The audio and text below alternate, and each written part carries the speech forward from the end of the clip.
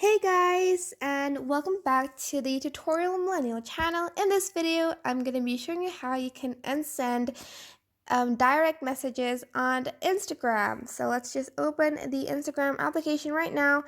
And what I want to do is I am going to click on the message button on the top right corner, and this is the direct message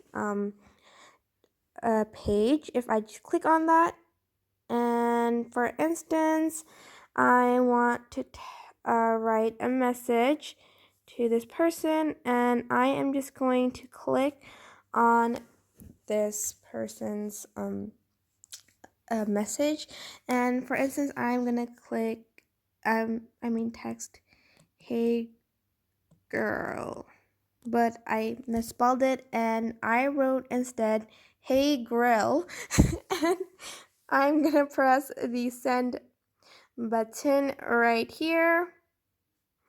I'm just gonna press on that, and obviously I want to send that so I can so I can write it correctly. So I'm just gonna press on this sort of message for a long time, and I am going to press on the end send tab right here, and I am going to press unsend again so it will be deleted. And if they haven't seen the message, they won't be able to see it, but if they have, then they've seen it.